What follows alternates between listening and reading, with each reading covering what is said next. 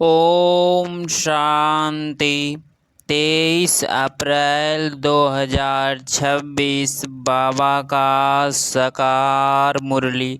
मीठी बच्ची Bholanath most brilliant बाप तुम्हारे सम्मुख बैठे हैं।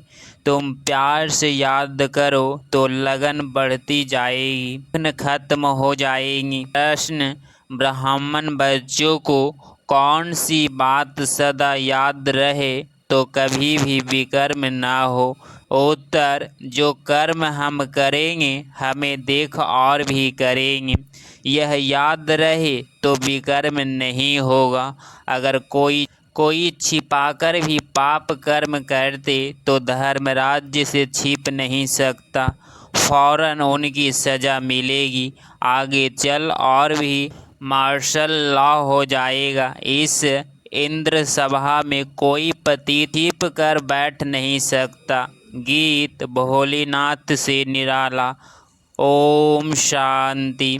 मीठी मीठी रूहानी बच्चे जानते हैं कि अब रूहानी बाप हमको यह सृष्टि के आदि मध्य अंत का ज्ञान सुना रहे हैं। उसका नाम ही है भोलानाथ। बाप बहुत भोले होते हैं, कितनी तकलीफ सहन करके भी बच्चों को पढ़ाते हैं, संभालते हैं। फिर जब बड़े होते हैं तो सब कुछ उनको दे खुद वानप्रस्थ अवस्था ले लेते हैं। समझते हैं कि हमने फ़र्क अदाई पूरी की। अब बच्चे जाने तो बाप भोले ठहरे ना। यह भी अभी तुमको बाप समझाते हैं, क्योंकि खुद भोलानाथ है तो हद के बाप के लिए भी समझाते हैं कि वह कितने भोले हैं। वह हुए हद के भोले, यह फिर है बेहद का भोलानाथ बाप। परमधाम से आते हैं, पुरानी दुनिया पुराने शरीर में, इसीलिए मनुष्य समझते हैं कि पुराने पतित शरीर में कैसे आना होगा। न समझने के कारण पावन शरीर वाले श्री कृष्ण का नाम डाल दिया है। यही गीता वेद शास्त्र आदि फिर भी बनेंगी। देखो शिव बाबा कितना भोला है। आते हैं तो भी भाषण ऐसी दे जैसे कि बाप यहाँ ही बैठे हैं। यह साकार बाबा भी भोला है ना। कोई दुपट्टा नहीं, कोई तिलक आदि नहीं, बल्कि साधारण बाबा तो बाबा ही हैं। बच्चे जानते हैं कितनी यह सारी नॉलेज शिव बाबा ही देते हैं, और कोई की ताकत नहीं जो दे सके। दिन प्रतिदिन बच्चों की लगन बढ़ती जाती है। जितना बाप को याद करेंगे उतना लभ बढ़ेगा। ब्रिलियंट मोस्ट बाप है ना, न सिर्फ अभी परंतु भक्ति मार्ग में भी तुम ब्रिलियंट मोस्ट समझते थे। कहते थे बाबा जब आप आएंगे तो और सबसे लब छोड़ एक बाप के साथ लब रखेंगे। तुम अभी जानते हो, परंतु माया इतना लब करने नहीं देती है। माया चाहती नहीं है कि यह मुझे छोड़ बाप को याद करो। वह चलती है कि देह अभिमानी हो, मुझे लभ करो। यही माया चढ़ती है, इसीलिए कितना विघ्न डालती है। तुमको विघ्नों को पार करना है। बच्चों को कुछ तो मेहनत करनी चाहिए ना। पुरुषार्थ से ही तुम अपनी प्रलब्ध पाते हो। बच्चे जानते हैं उच्च पद पाने के लिए कितना पुरुषार्थ करना है। एक तो विकारों का दान देना है, दूसरा बाप से जो अविनाशी ज्ञान रत्नों का धन मिलता है वह दान करना है। जिस अविनाशी धन से ही तुम इतने धनवान बनते हो, नॉलेज है सोर्स ऑफ इनकम, वह है शास्त्रों की फिलॉसफी। यह है स्पिरिचुअल नॉलेज। शास्त्र आदि पढ़कर भी बहुत कमाते हैं। कोठरी में ग्रंथ आदि सब रख दिए हैं, थोड़ा कुछ सुनाया बस इनकम हो जाएगी। वह कोई यथार्थ ज्ञान नहीं है। यथार्थ ज्ञान एक बाप ही देते हैं। जब तक किसको यह रूहानी नॉलेज नहीं मिली है तब तक वह शास्त्रों की फिलॉसफी बुद्धि में है, तुम्हारी बात सुनते नहीं है। तुम हो बहुत थोड़े। यह तो 100% सर्टेन है कि यह रूहानी नॉलेज बच्चों ने रूहानी बाप से ली है। नॉलेज सोर्स ऑफ इनकम है, बहुत धन मिलता है। योग से सोर्स ऑफ हेल्थ यथार्थ निरोगी काया मिलती है। ज्ञान से वेल्थ, यह है दो मुख्य सब्जेक्ट। फिर कोई अच्छी तरह धारण करते हैं, कोई कम धारण करते हैं, तो वेल्थ भी कम नंबरवार मिलती है। सजाएं आदि खाकर जाए पद पाते हैं, पूरा याद नहीं करते तो विकर्म विनाश नहीं होते हैं। फिर सजाएं खानी पड़े, पद भी भ्रष्ट हो पड़ता है, जैसे स्कूल में होता है। यह है बेहद की नॉलेज सबसे बड़ा पार हो जाता है। उस नॉलेज में बैरिस्ट्री, डॉक्टरी, इंजीनियरिंग पढ़ना पड़ता है। यह तो एक ही पढ़ाई है। योग और ज्ञान से एवर हेल्दी वेल्दी बनते हैं, प्रिंस बन जाते हैं। वहाँ स्वर्ग में कोई बैरिस्टर, जज आदि नहीं होते हैं। वहाँ धर्मराज की भी दरकार नहीं होती है। न गर्भ जेल में सज़ा, न धर्म राज्यपुरी में सज़ा मिलती है। गर्भ महल में बहुत सुखी रहते हैं, यहाँ तो गर्भ जेल में सजाएं खानी पड़ती है। इन सब बातों को तुम बच्चे ही अब समझते हो। बाकी शास्त्रों में, संस्कृत में श्लोक आदि मनुष्यों ने बनाए। पूछते हैं सतयुग में भाषा कौन सी होगी? बाप समझाते हैं जो देवताओं की भाषा होगी वहीं चलेगी। वहाँ की जो भाषा होगी वह कहीं नहीं हो सकती। ऐसे हो नहीं सकता कि वहाँ संस्कृत भाषा हो। देवताओं और पतित मनुष्य की एक भाषा हो नहीं सकती। वहाँ की जो भाषा होगी वहीं चलेगी। यह पूछने का रहता नहीं, पहले बाप से वर्षा तो ले लो। जो कल्प पहले हुआ होगा वही होगा। पहले वर्षा लो, दूसरी कोई बात पूछो ही नहीं। अच्छा 84 जन्म नहीं है, 80 वह 82 हो। इन बातों को तुम छोड़ दो। बाप कहते हैं अल्प को याद करो। स्वर्ग की बादशाही बरोबर मिलती है ना? अनेक बार तुमने स्वर्ग की बादशाही ली है। चढ़ाई से उतरना भी तो है। अभी तुम मास्टर ज्ञान सागर, मास्टर सुख का सागर बनते हो। तुम पुरुषार्थी हो, बाबा तो कंप्लीट है। बाप में जो नॉलेज है वह बच्चों में है, परंतु तुमको सागर नहीं कहेंगे। सागर तो एक होता है, सिर्फ अनेक नाम रख दिए हैं। बाकी तुम हो ज्ञान सागर से निकली हुई नदियाँ, मानसरोवर नदियाँ। नदियों पर नाम भी है। ब्रह्मपुत्रा बहुत बड़ी नदी है। कलकत्ते में नदी और सागर का संगम है, उनका नाम भी है डायमंड हार्बर। मुख वंशावली हीरे जैसे बनते हो।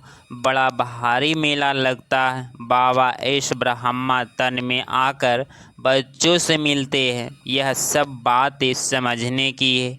फिर भी बाबा कहते हैं मन मना भव, बाबा को याद करते रहो। वह मोस्ट ब्रिलियंट सब संबंधों की शौकीन है।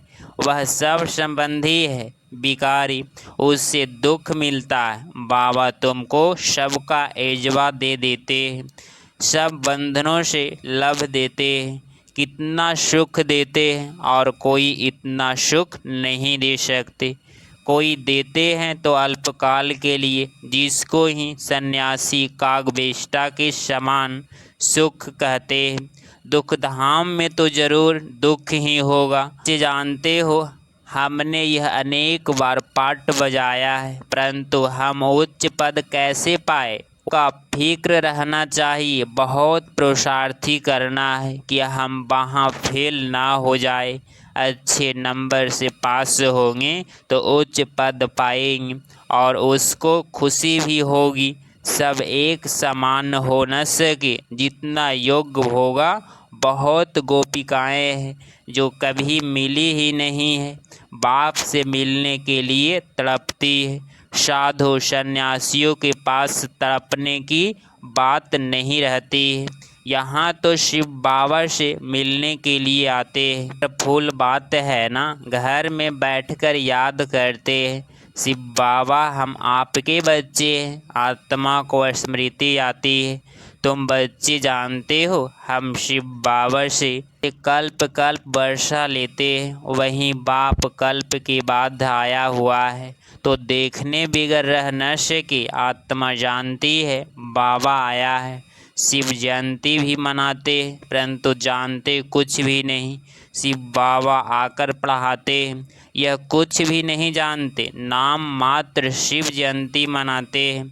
छुट्टी भी नहीं करते, वर्षा जिसे दिया उसका कुछ महत्व नहीं, और जिसको वर्षा दिया श्री कृष्ण को, उसका नाम बाला कर दिया है। खास भारत को आकर हेवन बनाया है, बाकी सबको मुक्ति देते हैं, चाहते भी सब हैं। तुम जानते हो मुक्ति के बाद जीवन मुक्ति मिलेगी। बाप आकर माया के बंधन से मुक्त करते हैं। बाप को कहा जाता है सर्व का सतगति दाता। जीवन मुक्ति तो सबको मिलती है, नंबरवार पुरुषार्थ अनुसार। बाप कहते हैं यह है पति दुनिया दुख धाम, सतयुग में तुमको कितना सुख मिलता है। उनको कहते हैं वही स्तर। अल्लाह ने वह स्तर किस लिए रचा? क्या सिर्फ मुसलमानों के लिए रचा? अपनी अपनी भाषा में कोई स्वर्ग कहते हैं, कोई बहिश्तर कहते हैं। तुम जानते हो हेवन में सिर्फ भारत ही होता है। यह सब बातें तुम बच्चों की बुद्धि में नंबरवार पुरुषार्थ अनुसार बैठी है। एक मुसलमान भी कहता था हम अल्लाह के गार्डन में गए। यह सब साक्षात्कार होते हैं, ड्रामा में पहले से ही नोंधा हुआ है। ड्रामा में जो होता है सेकंड पास हुआ कहेंगे, कल पहले भी हुआ था, कल क्या होगा यह पता नहीं है। ड्रामा पर निश्चय चाहिए जिसमें कोई फिक्र नहीं रहेगा। हमको तो बाबा ने हुक्म दिया है मामी कम याद करो और अपने वर्षी को याद करो। खत्म तो सबको होना ही है, कोई एक दो के लिए रो भी नहीं सकेंगे। मौत आया और गया, रोने की फुर्सत नहीं रहेगी, आवाज़ ही नहीं निकलेगा।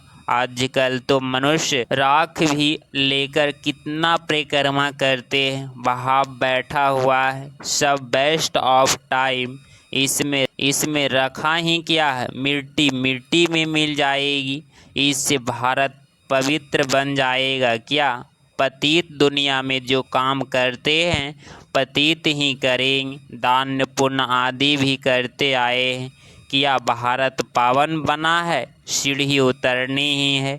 सतयुग में सूर्यवंशी बने, फिर सीढ़ी उतरनी पड़े, धीरे धीरे गिरते हैं। बहल कितना भी यज्ञ तप आदि करे, फिर भी दूसरे जन्म में अल्पकाल का फल मिलता है। कोई बुरा कर्म करता है तो उसका भी एग्जवा उनको मिलता है। बेहद का बाप जानते हैं बच्चों को पढ़ाने आए हैं, तन भी साधारण लिया है, कोई तिलक आदि लगाने की दरकार नहीं। तिलक तो भक्त लोग बड़े बड़े देते हैं, परंतु ठगते कितना है। बाबा ने कहा है मैं साधारण तन में आता हूँ, आकर बच्चों को पढ़ाता हूँ। वानप्रस्थ अवस्था ठहरी, श्री कृष्ण का नाम क्यों डाला? यहाँ जज करने की भी बुद्धि नहीं है। अभी बाबा ने राइट रॉन्ग जज करने की बुद्धि दी है। बाप कहते हैं तुम यज्ञ तप दान पुण्य करते, शास्त्र पढ़ते आए, क्या उन शास्त्रों में कुछ है? हमने तो तुमको राजयोग सिखलाकर विश्व की बादशाही दी कि श्री कृष्ण ने दी, जज करो। कहते हैं बाबा आपने ही सुनाया था, श्री कृष्ण तो छोटा प्रिंस है, वह कैसे सुनाएंगे?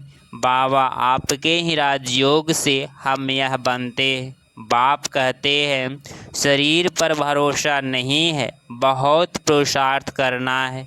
बाबा को समाचार सुनाते हैं फलाना बहुत अच्छा निश्चय बुद्धि है। मैं कहता हूँ बिल्कुल निश्चय नहीं है। जिनको बहुत प्यार किया वह आज नहीं है। बाबा तो सबके साथ प्यार से चलता है। जैसे कर्म मैं करूँगा मुझे देख और करेंगे।